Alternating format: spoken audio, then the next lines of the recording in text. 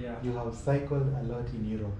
I've been following, and now I know that you, aside from the Badlands, you again went and cycled, I don't know, 300 kilometers a few days later. It's like you did not feel the pain. It took me quite a while to recover from Badlands. Like I don't know how long, maybe 2 weeks. I was still like feeling very lazy, and like you don't just feel normal. You feel like your numbness was like too much in the hands, in the legs. And this you did not feel during Sule 1000? No, I didn't. Nothing. Wow. Okay. Nothing at all. Yeah. So after Badlands, I went back to Geneva. I met some other guys there, Jeff, John, and Nancy. Nice. They were all part of the Fursa initiative. Yes. From Amani. Yeah. They did a race called Jeroboam, Nancy and Jeff. They won it, which was quite good. I took karaoke to another race, which was UCI Grand Fondo, where I had a chance to qualify to another UCI Grand Fondo. Okay. But the weather was quite bad there. It was a race that he earns points. To get to another race. The weather was quite bad. But I still did well. I think it was like top 20 or something still. Oh, okay. I saw a video you posted, and he was like, Sule, the weather is so bad. And you were telling him, I think you were giving him a water bottle. It was like some Coke and something, like before this huge climb. And even me staying there, because I stayed there for like I don't know how many hours. And I was rained on and stuff. Oh, no. But the problem is, he told me to stay there. I didn't want to leave. Because like me myself as a cyclist, when I expect something somewhere, your mind will be thinking, if I miss it, I don't know, like it's a very bad feeling. I know, I can imagine. So I was like, okay, I just need to stay. I don't know even if he needs it or no, but I have to stay anyway. So I think that went okay. So we went back to... Sorry to interject. Thank you so much for what you've done with Fursa and the opportunity, and MGR and MGS and all that. It's what I feel opened a lot of doors to what has been happening with all the cyclists that have gone out. People like Jordan Schleck and Karaya, and it's amazing. I think I'm just part of that. I think I have to give a big credit to Amani. Amani as a project, I think they've done fantastic. We have had many ways before here in Africa and in Kenya in particular of how do we want to do things, how do we want to progress, how do we want the cyclists to progress. But there has never been a clear way of how we can have we can progress forward. So Amani are trying to do something different, especially with the migration gravel race. Something that can be sustainable. Exactly. It's another thing of having sponsors coming to sponsor people here. Or companies, whatever, that can only last for some time. The plan is to have migration gravel race to sustain the athletes who are in East Africa. So in a few years we hope that one can be something sustainable, one way or another. So big credit will go to Amani, what they are doing, what they're trying to do. I think a lot of credit will go to them. I tell you, the number of cyclists that are seeing this and getting encouraged to get into cycling and also make way for themselves, and the people who are going to also support these cyclists through Amani and all that, and the opportunities coming in, it's amazing. It's up to them now. It's up to the cyclists themselves. That's true. Because what Amani will not do, will not just pick anyone random. They have to show that they are good enough to be given that opportunity. It's not just a matter of taking someone, because his name is who, or you have to earn it. Not just by doing well in the migration gravel race in June, but even doing well in other races, especially here in the circuit of Kenya. People are watching. So it's up to the cyclists themselves.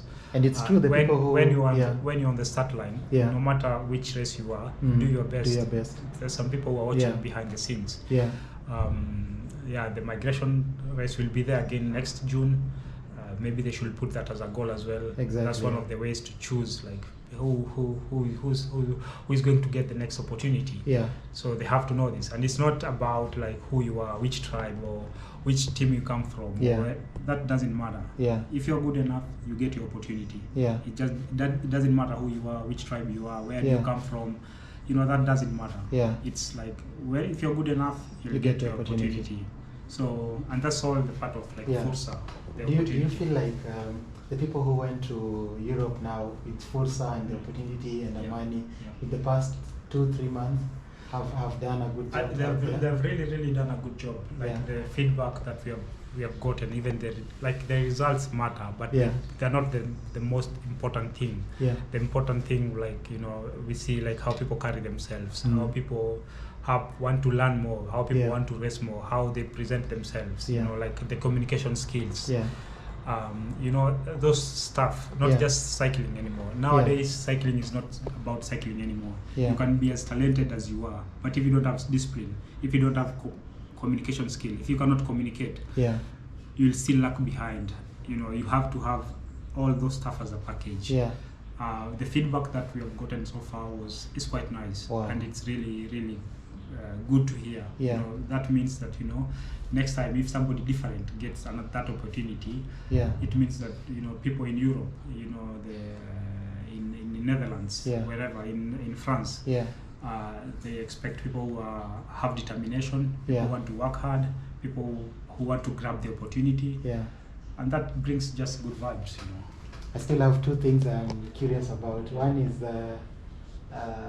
there's a race that you also participated in, and you made it to podium, number 2. Yeah, Grinduro, Switzerland. It's quite a different way of racing. It's because what they do, they take so the race so they take the whole route, but they have segments where they time people.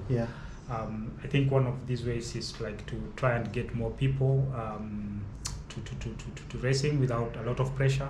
Maybe safety as well, because they try to put in segments where it's not so dangerous. You take a break and then you rest. You take a break, again. Exactly. And maybe there was some food at some point where you can stop and have food. It's quite refreshing. Not every time people, especially with safety, I think. Sounds like Grinduro. Yeah. So and for me it was very important because I've done some few races of MGS here, Migration Gravel Series, and I always want to learn to see how people are doing stuff. Sometimes you can create something, but sometimes you need to learn as well. See how people are doing and try to see, is it something that we can replicate here? Is it easy? Is it hard? So apart from me racing, it was another chance for me to. You were learning learn. Exactly. So that you can also implement in sports here and in the races here. Exactly. That's awesome. The second thing I was about to ask you is, I know that soon after the Badlands, you cycled from one region to another, and you were camping. We did it was a bikepacking trip we did from Geneva to Valais, where the race of Gravel Epic was to start. 300 kilometers long. Wow. It was for me as a cyclist, when I have a bike, it's a very good way to explore the country. We didn't have a lot of time in Switzerland, but the bikepacking was sleeping in the wild at night. It gave us time to see the country on different. Because now you are using the bike not for racing and not for training, but for transport. And then you combine that with bikepacking.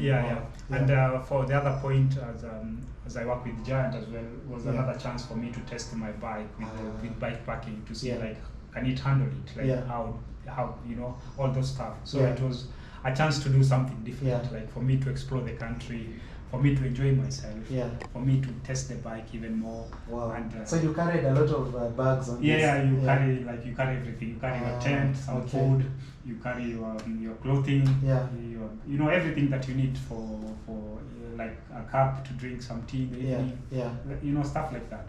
So it was quite it was a quite nice bikepacking trip. From one place to another. I hope it's something that kind of here in Kenya I think it's difficult. But I think so.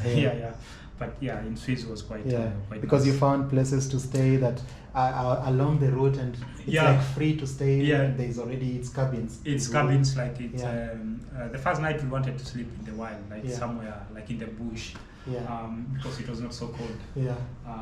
You know, just to like to refresh and and it was the second night we went to like this cabin where like you know, there was some woods there, and we had we bought some barbecue drink there, so we had a good dinner, some bread. It was lovely. It was lovely. So we arrived to the race, of which was quite okay. We were a little bit tired, but at the same time, in terms of like, you know, seeing the country on the bikes, it was a good experience.